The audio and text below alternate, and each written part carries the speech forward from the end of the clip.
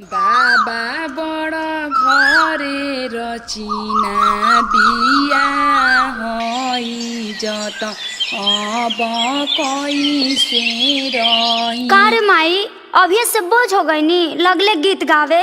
अरे ना बेटी ऐसन बात ना है। अरे ऐसे काहे बोला तारू, यही तो हमार पगड़ी है।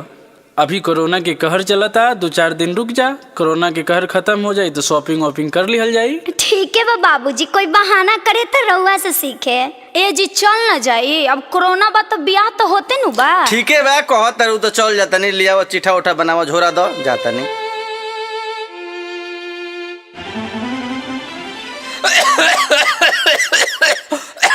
बाबूजी आ गइले। अरे माई देख देख बाबूजी आ गइले। अरे बाबूजी, ए बाबूजी, अरे क्या हो गई? अरे अरे समर, अरे देख बाबूजी की क्या हो गई बा। अरे डॉक्टर के बुलाओ जल्दी। ठीक बा भैया, लिया क्या होता नहीं। अरे यार ये तो कोरोना पॉजिटिव है। ए चलो साइड साइड साइड, सब लोग हटो हटो, साइड हटो।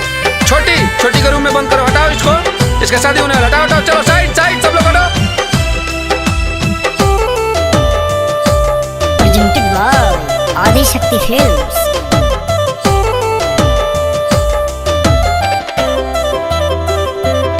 पापा रउआ जनी घबराई, हम बेटा के फर्ज निभाई।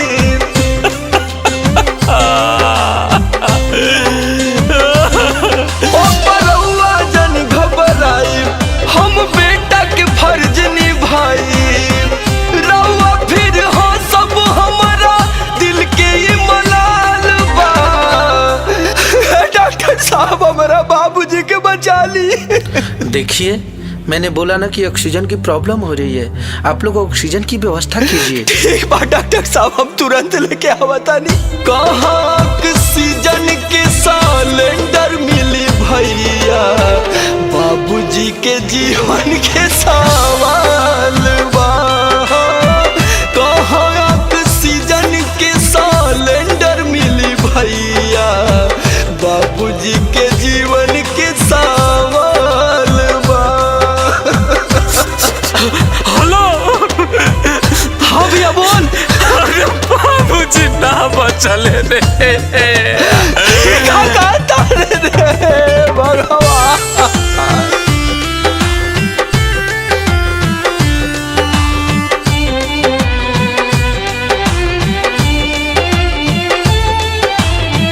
धन्य भगवान तोहर धन्य बाट लीला, अब तो इंसानो भी बनल जहरीला।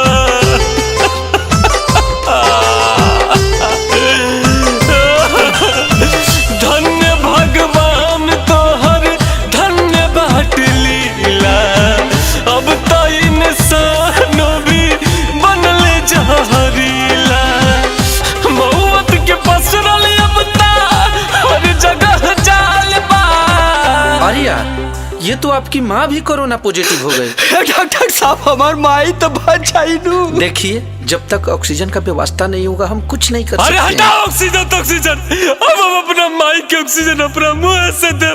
कहाँ ऑक्सीजन के सिलेंडर मिली भैया, माई के जीवन के सवाल बा।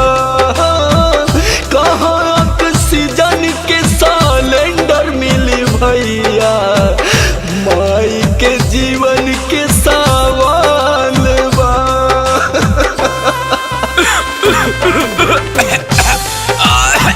भैया तू काहे खोखा तू रे? तोरा के अगर कुछ हो जाए तो हमार देखभाल के करी, हमार ख्याल के करी।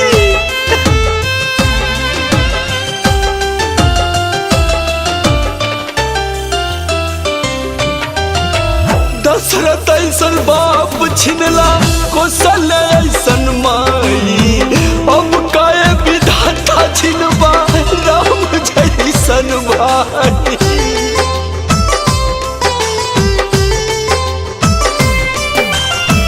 दशरथ ऐसन बाप छिनला, कौशल्या ऐसन माई, अब काहे विधाता छिनबा राम जैसन भाई। सॉरी, आपके बड़े भाई को हम नहीं बचा पाए। रोशन अखिलेश कहाँ मौत के ढाल भा कहाँ ऑक्सीजन के सिलेंडर मिली भाई। अब तो पूरा देश के सवाल अरे बा। डॉक्टर, अब हमार गेट न खोला। अब तो हमार पूरा परिवार उजड़ गइल। बाप भाई माई सब हमके छोड़ के चल गए। अब तक खोला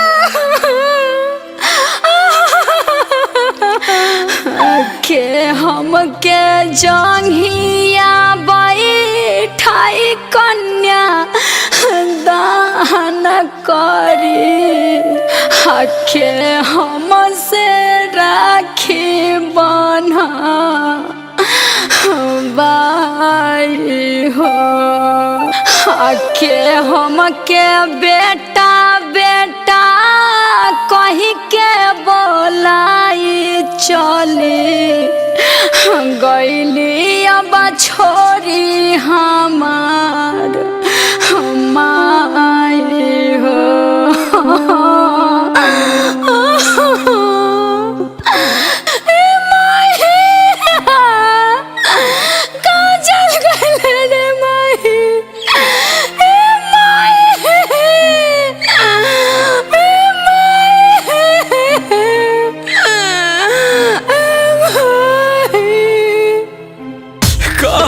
ऑक्सीजन के सिलेंडर मिली भैया, देशवा के जीवन के सवाल बा। कहाँ ऑक्सीजन के सिलेंडर मिली भैया, देशवा के जीवन के